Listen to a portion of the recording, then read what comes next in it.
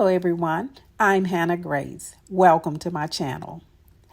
I view topics like reality TV, current events, gardening, and wellness from a behavioral and faith-based perspective. Again, thank you for joining me, and please hit the like, subscribe, and share buttons. Today we're talking Love and Marriage Huntsville Season 6, Episode 16. I want to focus in on the Martell Holt and Chris Fletcher scene. Let's talk about it.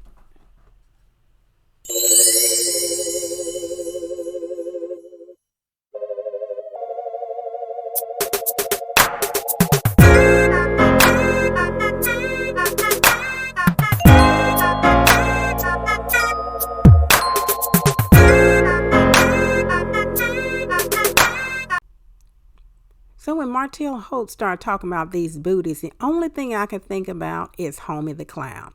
Mr. Holt, seems like you have a whole lot more to worry about than some dirty floors. That's what I thought. Clown. Okay, when the scene begins, we see Martell sitting at a desk, surrounded by books, like he's studying for something. Okay, the doorbell rings. He walks to the door, opens the door, and we see Chris Fletcher standing there. As Chris began to walk through the door, Martell said, "Ho, you got your booties on?" Chris says, "Man, no, I ain't got no booties. If you want somebody to wear booties in your house, then you need to have some booties." Then Martell said, "Well, you just take your shoes off." Chris like, "I'm not taking my shoes off, man." And then when Chris began to walk through the door, here go Martell trying to block him. I thought that was so rude to block someone from coming in your house after you invited them over. Or did you know that Chris was coming over there to discuss that house and you moving your butt out? Is that why you didn't want him to come in? Okay, we'll see. That's what I thought. Clown. That's what I thought. Clown.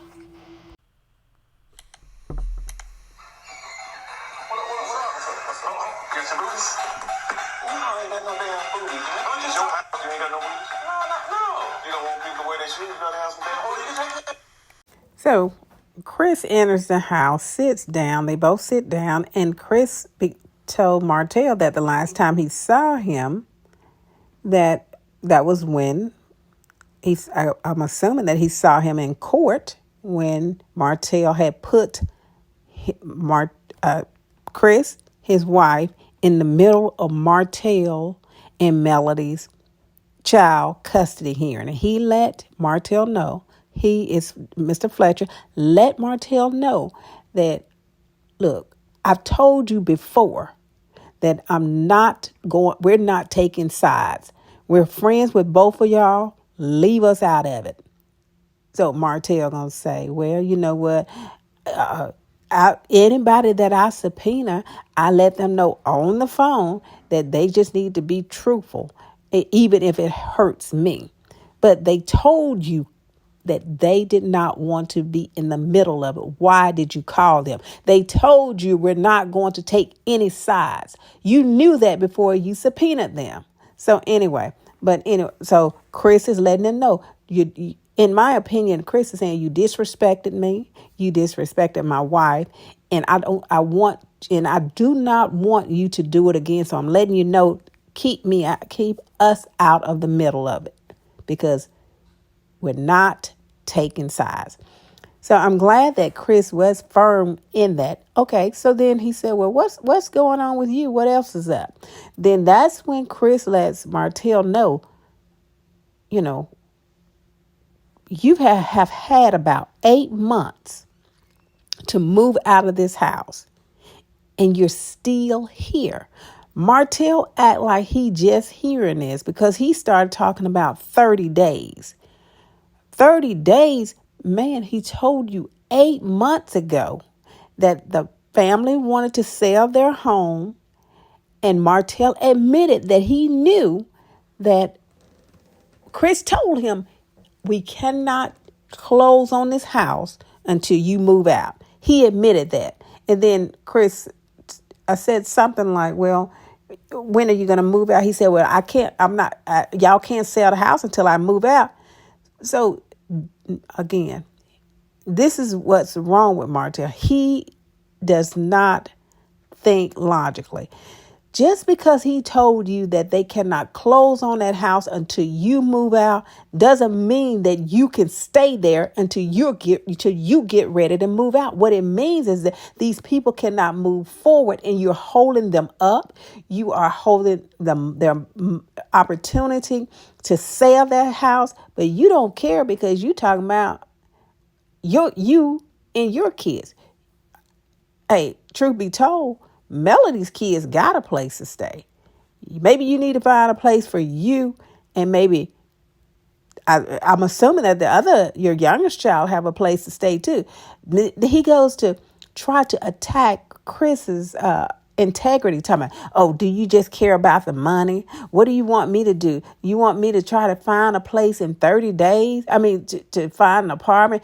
And he also said, just because you haven't been able to find anything in 30 days, what makes you think I'm going to be able to find something in 30 days? You know what? I could see the veins in Chris' head. It was like, man, I don't care. This has nothing to do with me. Your problems has nothing to do with me. Get out of these people's house. That's what he wanted to tell him, but he didn't. But I could see in his facial expression, because he's already told Martell, we've given you 8 months. You knew all of this time that you had to get out, and now you're asking for 90 days. Chris said, them people is not going to give you 90 days. You got 2 weeks to get up out of here. Martell, well, they cannot just throw me out. Yes, they can. You are month to month. This is what Chris replied to him. So he's sitting here looking like he's brand new, like he ain't never heard of a month-to-month lease. He act like he's never heard the terminology that the house has been on the market. When Chris said it's been on the market for 8 months, he's talking about what that means. Just what he said, it's been on the market for 8 months. And you've had 8 months. And you admitted that you knew that you had those 8 months. Now, why is it that you're sitting here in this man's house with these books everywhere? You have not moved not one thing, and you got 2 weeks to move. You've known for 8 months. So Chris is saying that Martell is trying to take advantage of him. And Martell keeps bringing up as a friend. And what do you wanted me to do? Who cares? That's your problem. You are a grown man. Get your butt up and go find you a house. And if you can't find a house, then let Melody take full custody of the kids right now. Go over there and live with your mother if you cannot find a house. Simple as ABC. Nobody cares about your problems.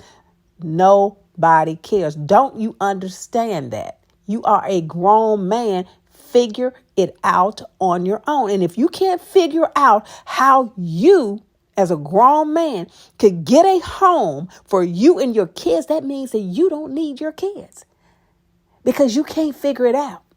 You're not critically thinking. You are sitting around waiting on someone else to take care of you, and you are a grown man. You know what? Find you a place. Or, again, go live with your mother until you can find your place. So, but that's not Chris' problem that you can't find a house. He said he didn't have anything. And if he did, the way you treated him with this house, what makes you think that he will give you any other housing leads? I wouldn't give you nothing. Because you know why? Because you took advantage of him. So if I had 100 houses, you still wouldn't get now because you took advantage of him. You took advantage. If he's losing money, the owner of that house is losing money, and you don't care. But you want somebody to care about you. Man, get out of here. But that's what I thought. Clam. But that's what I thought. Clam. And so as the conversation continues, Martell told Chris Fletcher that as a friend, he should have came to him and said, hey, well, Martell, do you need help finding a house? Chris said, you out of your GD mind. Martell, if you need a place to live, why would Chris come to you and say, Martell, do you need somewhere? Do you need me to help you find a place? Isn't it more logical for you to say, Chris, I need a place to stay. I haven't found anything. Can you help me? And then he said, well, I asked you about 2 weeks ago, I think I could have that part wrong, I asked you, did you have anything? And Chris said, well, I did not have anything. So it's almost like Martell is putting the responsibility of him finding a house on Chris, which is crazy to me. And so this is one of the reasons why this line of thinking with Martell, you supposed to do this for me. I'm the big man on campus. I'm the king. I got it going on. So you're supposed to automatically know what I need. You're supposed to automatically cater to me. This is why I have a problem with his mom when she said that when Melody and Martell was married and Melody would be sitting on the couch or whatever, Martell, and I just used to be getting so mad at myself because she gonna kill my boy. Okay, this is the line of thinking. This is the problem with Martell. Martell nothing is gonna hurt him when it comes to being a man for your children. You couldn't be a man for your family, for your wife. You refuse to do any of that. So now that you're on your own without Melody, you need to step up.